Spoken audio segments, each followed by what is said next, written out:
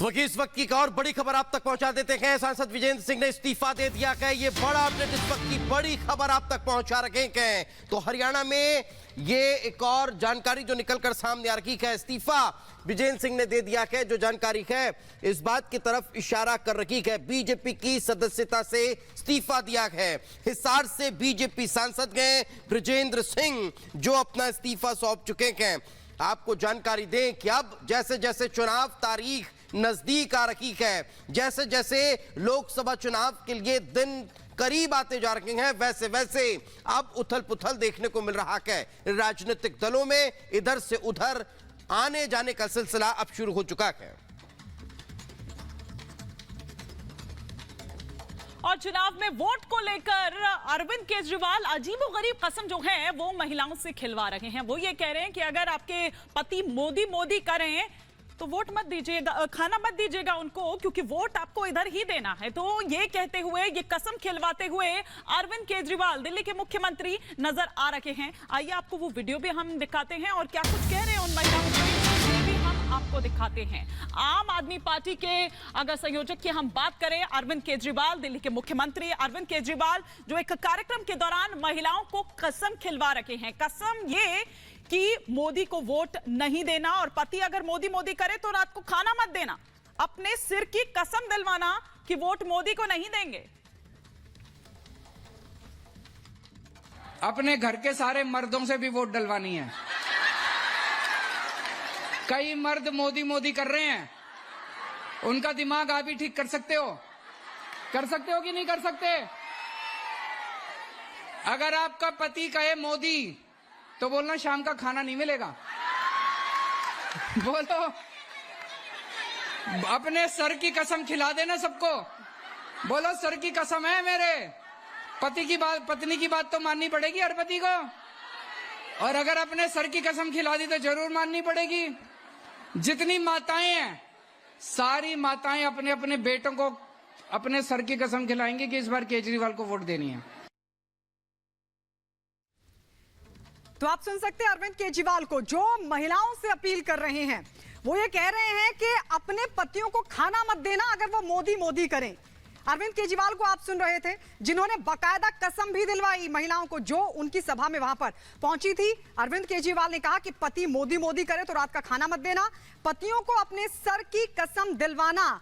ये अपील महिलाओं से अरविंद केजरीवाल की तरफ से की गई। दिल्ली के मुख्यमंत्री अरविंद केजरीवाल और कुछ इस अंदाज में दरअसल अपनी चुनावी रणनीति भी वो दिखाने की कोशिश कर रहे हैं, जिसमें वो दिल्ली की महिलाओं से अपील कर रहे हैं कि अगर कोई मोदी मोदी करता है घर में तो उसको खाना मत देना। बाकायदा अरविंद केजरीवाल ने कहा कि पतियों को अपने सर की कसम भी दिलवाना।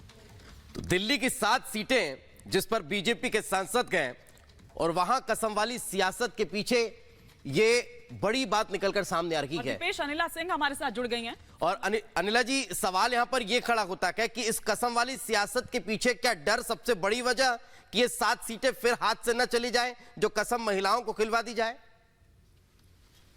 मेरी सबको राम राम। और इसको कहते हैं कि वोटर्स को अपने प्रति इन्फ्लुएंस कराना और यहाँ तक गिर जाना कि आप अपने पतियों को कसम दिलवा दीजिए, उनके खाना पानी बंद कर दीजिएगा अगर वो भारतीय जनता पार्टी को वोट करते हैं।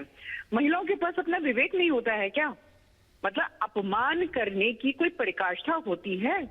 कोई हम भेड़ बकरी हैं, जिस तरफ आप कहोगे उस तरफ चल देंगे?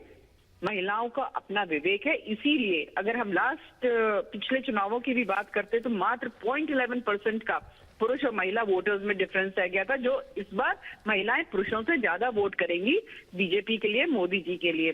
पर अरविंद केजरीवाल जी ने अपनी असलियत दिखा दी कि महिलाओं के प्रति उनके मन में किसी भी प्रकार का सम्मान नहीं है, केवल और केवल अपमान है। साहब, इनको बताना जरूरी है कि महिला दिवस पे 100 रुपए एलपीजी पे भी कम किए हैं। तो महिलाएं बिल्कुल एलपीजी पे खाना बनाएंगी, पतियों को खिलाएंगी, वोट भी करेंगी और कराएंगी बीजेपी के लिए। शुक्रिया अनिला जी हमारे साथ जुड़ने के लिए। बीजेपी के प्रवक्ता जो अरविंद केजरीवाल के उस वीडियो पर सवाल उठा रहे हैं, अरविंद केजरीवाल की उस अपील पर सवाल उठा रहे हैं, जिसमें अरविंद केजरीवाल महिलाओं से उनके पतियों को खाना ना देने की अपील कर रहे हैं। वो कह रहे हैं कि अगर मोदी मोदी करे तो उन्हें खाना मत दो। बहरहाल बढ़ते आगे और इस बीच एक बड़ी ब्रेकिंग आपको बता दें और बड़ी खबर है कि संदेश खाली का शैतान शाहजहां शेख, जिस पर कोर्ट ने फैसले को सुरक्षित रख दिया, बशीरहाट कोर्ट में आज उसकी पेशी हुई और बताया जा रहा है कि सीबीआई की तरफ से 4 दिन की रिमांड मांगी गई, लेकिन कोर्ट ने रख लिया फैसला सुरक्षित। और बताया जा रहा है कि अभी कोर्ट के लॉकअप में ही शाहजहां शेख को रखा गया है। शाहजहां शेख ने जमानत अर्जी भी दाखिल कर दी है। ये बड़ी जानकारी आपको दे दे, संदेश खाली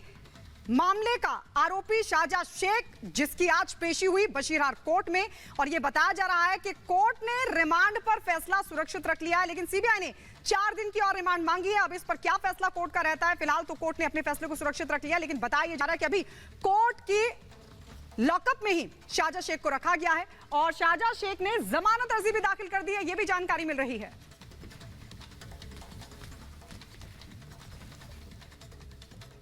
आगे बढ़ते हैं। यूट्यूबर की पिटाई के मामले में एल्विश यादव की मुश्किलें अब और बढ़ गई हैं। एल्विश यादव को गुरुग्राम पुलिस ने पूछताछ के लिए बुला लिया है। आखिर किस तरह से पूछताछ होनी है, किन सवालों के जवाब उससे जानने हैं, इस 1 मिनट की रिपोर्ट में देख लीजिए।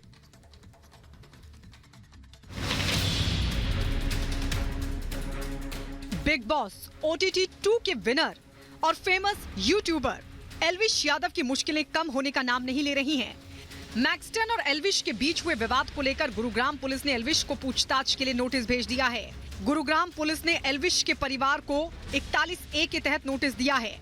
नोटिस देने के लिए पुलिस टीम उसके घर गई थी, लेकिन एल्विश यादव घर पर मौजूद नहीं थे, तो पुलिस ने उनके परिजनों को नोटिस थमा दिया। एल्विश को 12 मार्च को सेक्टर 53 स्थित पुलिस स्टेशन में बुलाया गया है, जहां उनसे मैक्सटन संग मारपीट करने के मामले में पूछताछ होगी। बीते दिनों सागर ठाकुर संग हाथापाई करते हुए एल्विश का वीडियो इंटरनेट पर वायरल हुआ था, जिसके बाद उन पर गुरुग्राम के सेक्टर 53 थाने में IPC की कई धाराओं के तहत FIR दर्ज की गई थी। मैक्सटन का ये भी कहना है कि एल्विश ने उन्हें जान से मारने की धमकी दी है। मैक्सटन की मांग है कि पुलिस एल्विश के खिलाफ जल्द से जल्द कोई सख्त एक्शन ले। Bureau report, Republic Bharat.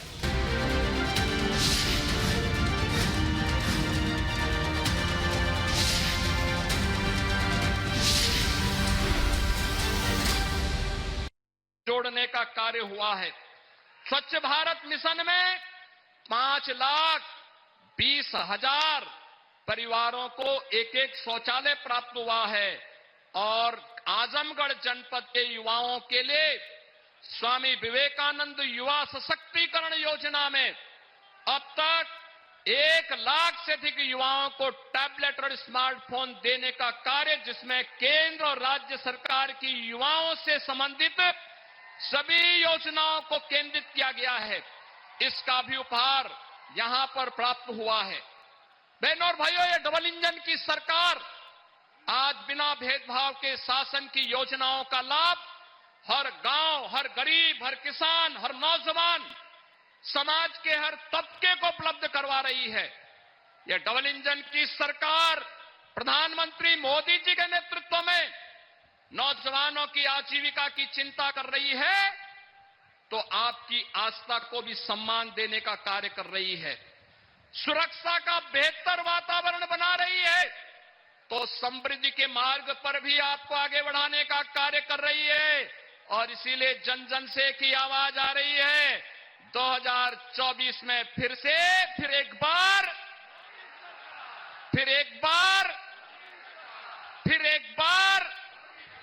Modi सरकार की इस आवाज के साथ आजमगढ़, लालगंज और घोसी भी जुड़ेगा।